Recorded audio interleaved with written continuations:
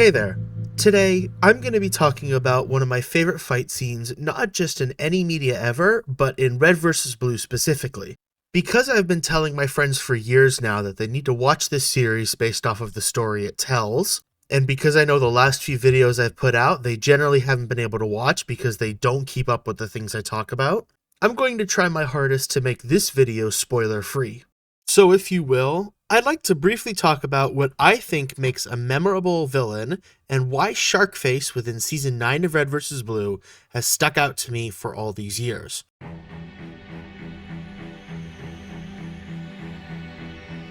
Our main characters for this sequence, Agent Carolina and Agent Washington, are a part of a group known as Project Freelancer, which in this moment is conducting a heist against an insurrectionist cell in order to find and recover something.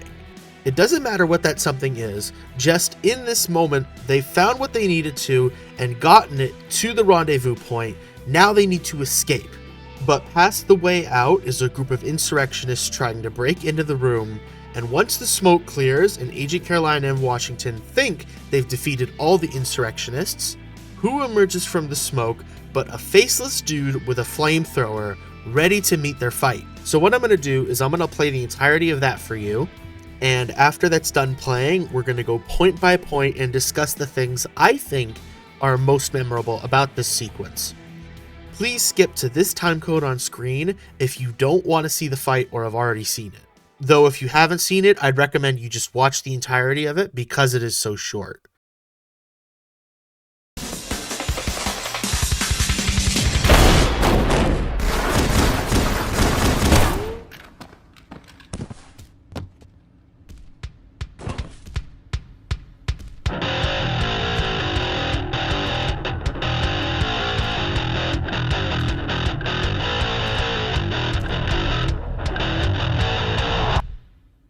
What the fuck is with this guy? Oh, that's hot!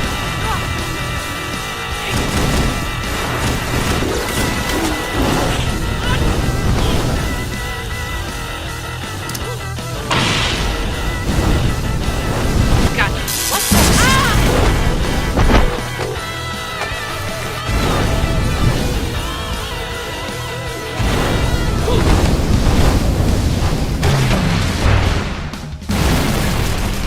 What the hell? It bounces? Who designed a gun that bounces? This is the worst gun ever. Of all time. Stay low.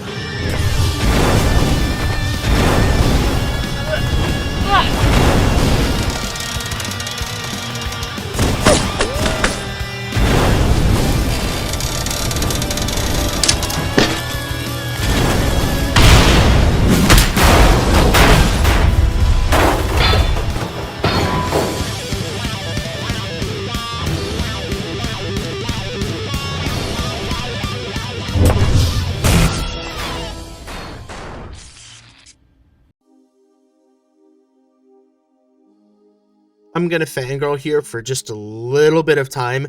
I love the choreography of this fight, and Monty Oum is still my favorite animator of all time. His work was fantastic for the time it was done in, and it is still fantastic to this day. Nobody does it like Monty Oum did, and I'm convinced that nobody ever will. It's truly tragic that such a memorable and skilled artist was taken from the world at such a young age. Monty Oum is the biggest reason that I've come to love fight scenes, not just from a rule of cool standpoint, but from a storytelling expression standpoint. Like, obviously, it's fun to see characters slugging it out within a story, but what's more interesting to me is when the fight that we see is able to express ideas on a more fundamental level than simply, what if one character threw a punch at another? Fight scenes, in essence, are a form of conflict between one character and another. And while conflicts can take many different forms within storytelling, the most visually exciting and emotionally raw feeling way of conveying a conflict between two characters is by having both of them put their lives on the line in the name of fighting for something they believe in or desire. While not every fight scene within a narrative has to involve or be aware of this concept, It's as much about something the audience would be interested in watching as it is something that conveys the story or pushes it forward in some way. This small fight with Sharkface, especially as a part of the broader flashback Project Freelancer heist sequence, generally has an active awareness of these ideas because of the kind of story it's trying to tell and the kind of animator that Monty Oum was. He was as much a fight choreographer as he was a storyteller through animation. There are other notable points to what is shown, not just in the Sharkface fight, but in the whole heist sequence. Like, for example, with this sequence, we get our first perspective on Agent Carolina, her fighting style, her role within the narrative, and her specific character attitude. She is a reliable leader that gets shit done when it needs to be done, but unfortunately, due to her personal trauma and overcompetitiveness, will actively make the mission suffer if there is something else directly in front of her that she personally thinks is more important to go for than keeping with the mission. Though, in regards to talking about Sharkface and the brief moment that he was in the story, mentioning this doesn't really do much. As I would argue, the point of having a character like Sharkface interject into the middle of an ongoing story is not necessarily to build up and explore more of the characters that are already being focused on, but to briefly bring another character into focus and explore them.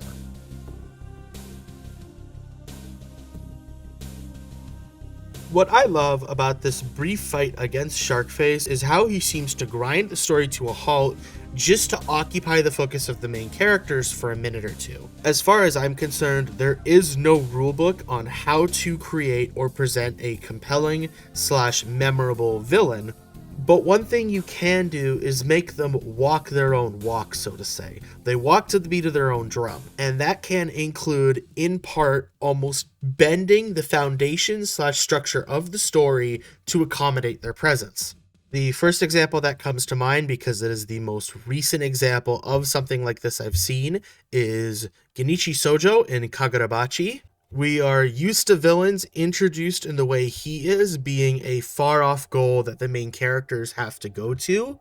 But right after Sojo is introduced, he brings the fight to the main characters, and we realize that his ruthlessness isn't softened by the story. If anything, it bends the story to accommodate his will. Like, we don't get a name for Sharkface, we don't get his backstory, but what we do get is a minute and 30 seconds where after the main characters think they're out of the woodworks, he becomes the only thing they're focused on because he's the only thing standing between them and achieving their goals. In essence, during this scene, he becomes one of the most important characters in the story simply by nature of forcing it to have to acknowledge his existence and work around it. So, what could I say the point of a character like Sharkface is?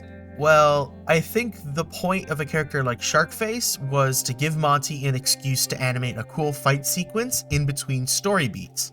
Heist stories aren't necessarily interesting if everything goes according to plan, and I don't think it would have been as narratively interesting if the characters simply just discovered the thing they were looking for and then immediately got to the rendezvous point, and that's when they ran into trouble.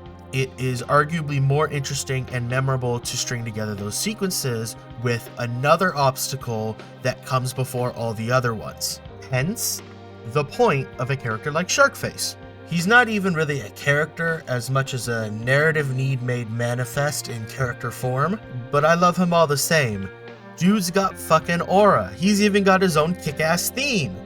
Still, all the same, I think there's a chance that Sharkface, in some universe, may not have been conceptualized, and Red vs. Blue would have felt about the same to me personally. I don't think it would necessarily be worse off without his presence in the story, but I do think it is absolutely better off because he was there.